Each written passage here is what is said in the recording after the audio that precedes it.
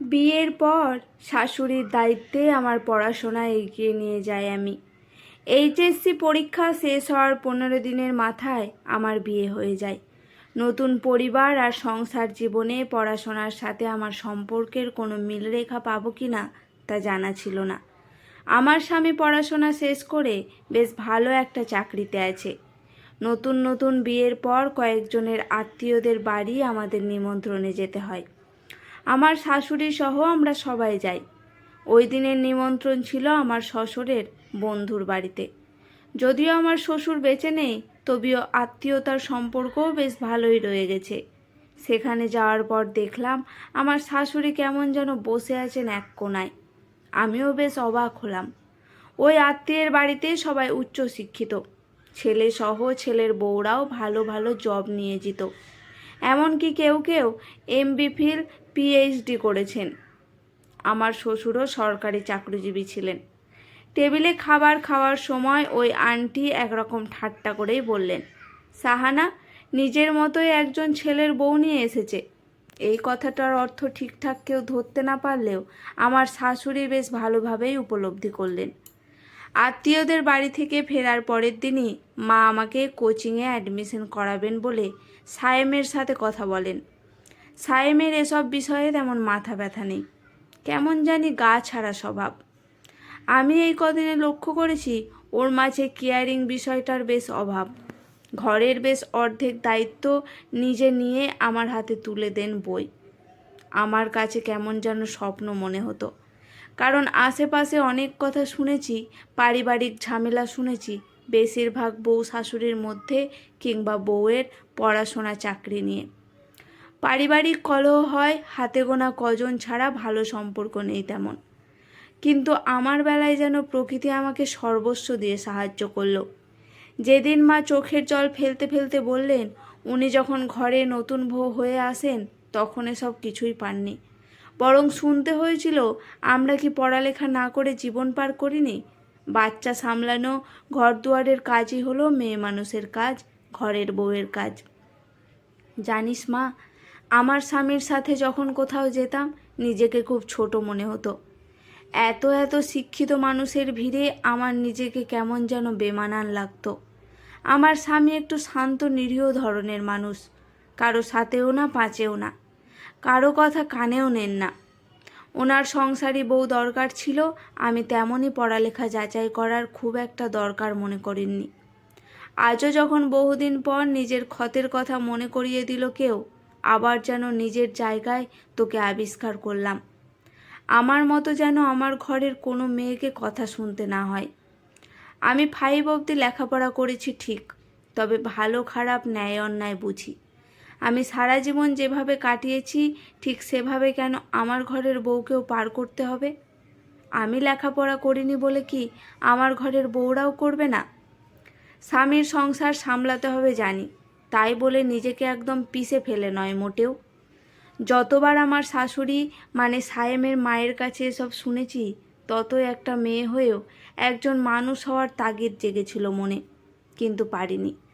প্রকৃতি অনুকূল ছিল না আমার সাথে ঘটে যাওয়া কিছু আরও কারো সাথে যেন না হয়, সেটাই চাই সব সময়। চিন্তাধারা পাল্টানোর আমাদের প্রত্যেকের দায়িত্ব, যার যার জায়গা থেকে সেটা করতে হবে। মায়ের কথাগুলো শুনে মনের মাঝে যেন একটা নতুন সাহস পাই। খুব বেশি ভালো ছাত্রী আমি ছিলাম না মোটেও, কিন্তু কিছু একটা টান যেন আমাকে পুরনো পাল্টে দিতে শুরু করলো। বিয়ের আগে পর্যন্ত আমার পড়াশোনা নিয়ে তেমন কোনো লক্ষ্য না থাকলেও এখন আমার লক্ষ্যটা যেন স্থির হয়ে গেল। আমার এই সাহসটা আমাকে ঢাকা বিশ্ববিদ্যালয় অবধি স্থান করে দেয়। এভাবে আমার অনার্সের 4টা বছর পার হয়। একজন গর্ভধারিণী মা যেমন সন্তানকে আগলে রাখে, ঠিক তেমনি আমার শাশুড়ি আমাকে আগলে রাখেন। এই সময়ের ভিতরে আমি আমার নিজের মাকে হারাই। অনার্স শেষ করে মাস্টার্সের শুরুর দিকে খেয়াল করলাম আমাদের স্বামী স্ত্রীর সম্পর্কে কোথাও যেন একটা ছন্দপতন ঘটেছে। সে সারাদিন তার কাজ নিয়ে ব্যস্ত, বাড়ি ফিরে ফোন নিয়ে। আমাদের মাঝে তৃতীয় কারো আনাগোনা বিদ্যমান। আমার মাথায় যেন বাজ পড়ার মতো অবস্থা। ওর সাথে বিভিন্নভাবে আলোচনা করেও যেন কোনো গতি দিশা পাচ্ছি না। শেষমেশ কোনো উপায় না দেখে মায়ের সাথে মানে আমার শাশুড়ির সাথে বিষয়টা আলোচনা করলাম। মা বললেন, এতদিনের সংসারে কিছু একটার অভাব আছে বোধহয়। সেই সময় আমি কনসিভ করলাম। আমি ঠিক কতটা খুশি হয়েছিলাম বলার বাইরে। তবে সায়েমের চেহারায় তেমন আভাস পেলাম না। বাচ্চার কারণে ওই বছর মাস্টার্সটা করতে পারিনি, কিন্তু এর চেয়ে বড় ধাক্কা যেন আমার জন্য অপেক্ষা করছিল। সেটা আমার ধারণার বাইরে। আমার বাচ্চা জন্ম নেওয়ার দিন আমার স্বামী অন্য আরেকটা মেয়েকে বিয়ে করে নতুন সংসার জীবন শুরু করে। আমি অপারেশন থিয়েটারে যাওয়ার পূর্বে যখন ওর অপেক্ষায় রাস্তার দিকে তাকিয়ে আছি, কিন্তু এই পথিক শূন্য আমার অপেক্ষাটা যেন নিছক মরীচিকা, সেটা কে জানতো।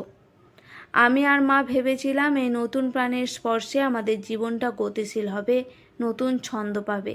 কিন্তু না, সন্তান জন্ম দেওয়ার পরপরই এমন সংবাদ শুনে ঠিক যতটা ভেঙে পড়েছিলাম, ঠিক ততটাই বিশ্বাস আর সাহস পেয়েছি আমার সন্তানের মুখ দেখে।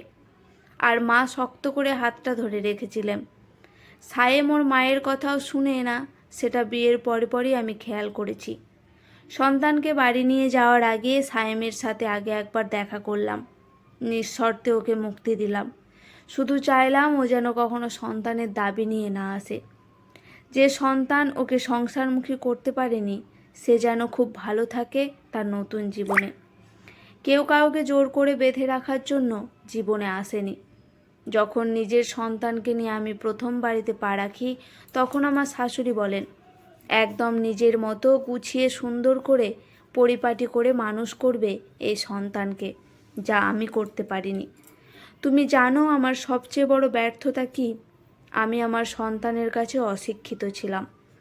আমি দুনিয়ার সবার কাছে অশিক্ষিত ছিলাম। তাতে এতটা কষ্ট পাইনি যতটা না কষ্ট পেয়েছি যখন কোনো কাজে নিজের সন্তান আমাকে বলে, তুমি এসব বুঝবে না, এগুলো পড়ালেখার ব্যাপার। এমনকি সায়েমের কোনো কাজে, পড়াশোনার কাজেও যখন সে মাধ্যমিকে পড়ে কী সব প্রজেক্টে সাহায্য করতে চাইলেও সেটা সে নিতে চাইতো না। আমরা তখন শহরের বাসিন্দা। আমি নাকি এগুলো চিনি না, জানি না, আমি মূর্খ। তখন একদিন খুব অভিমান করে বললাম, তাহলে মাকে একটু বুঝিয়ে দিলে কি হয়? আমি সব কিছুর ভাবধারা বুঝতে চাইতাম, কিন্তু কেউ আমাকে সাহায্য করেনি। আমার ছেলেটা ফিরেও তাকায়নি আমার দিকে। তখনই বুঝতে পেরেছিলাম আমি হয়তো আমার সন্তানকে ঠিকমতো গড়ে তুলতে পারিনি। যে সন্তান নিজের তার মায়ের থেকে বড় মনে করে নেয়, সে আর যাই হোক সঠিক পথের মানুষ না। পড়ালেখা তাকে অহংকারবোধটা বাড়িয়ে দিয়েছিল। এসব শিক্ষিত পড়ুয়াদের ভিড়ে আমাকে সবাই ওর চোখে অশিক্ষিত বানিয়ে রেখেছে, আমারই অগোচরে। বিশ্বাস কর মা, আমি কতটা কষ্ট পেয়েছিলাম সেদিন বলে বোঝানোর মতো না। আমার নিজের বাবার স্বাভাবিক মৃত্যুতেও অতটা কষ্ট পাইনি যতটা কষ্ট লাগে নিজের সন্তানের চোখে তাচ্ছিল্যতা দেখে। আমার সবচেয়ে লুকানো ব্যথা ছিল এটাই, আমি কাউকে কখনো বলতে পারিনি। আজ প্রথম তোমাকে বললাম মা। মায়ের সব কথা শুনে তখন যে কাঁদতে কাঁদতে চোখ মুখ লাল হয়ে গেছে টেরই পাইনি। এরপর আর পিছনে ফিরে তাকাইনি আমি। লেগে থেকেছি জীবনের সর্বোচ্চ পর্যায়ে যাওয়ার লড়াইয়ে। পাশে পেয়েছি আমার মাকে, আমার সন্তানকে। যে স্বপ্ন আমি কোনোদিন দেখিনি, এক মায়ের ছায়া এসে নতুনভাবে শুরু করেছিলাম, আজ সে জায়গায় আমি সফল। সবার চোখে যতটা না সম্মানের, ঠিক তার চেয়ে বেশি হলো আমি আমার সন্তানের কাছে তার আইডিয়াল। জীবনে বেঁচে থাকতে হলে কেউ একজনকে খুব প্রয়োজন, ঠিকই, তবে সেই কেউ একজন কে হবে তা কারো জানা নেই। এই যে আমি স্বামী ছাড়াও সসম্মানে আছি, নিজের পেশা আর নৈতিকতা দিয়ে, সেটাই পরম পাওয়া হয়ে যায় জীবনে। সৃষ্টিকর্তা ও প্রকৃতি অদ্ভুতভাবে আমাকে এই মায়ের ছায়া দিয়ে দিয়েছিলেন। আজ এই মা না হলে হয়তো আমি আমার সন্তানের কাছে তার আইডিয়াল হতে পারতাম না। জীবনে নিজের অবস্থান আর সম্মানটা খুব বেশি জরুরি। জীবনের কোনো এক বাঁকে ভীষণভাবে পুড়তে হয়, এটা সত্য।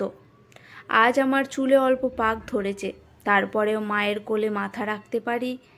আর মা সামনের দাঁতবিহীন মুখে বলেন, নিজের সন্তানকে মানুষ করতে পারিনি, এই দুঃখ ঘুচে গেছে, আরেক মায়ের সন্তানকে তো পেয়েছি বড় করতে, আগলে রাখতে।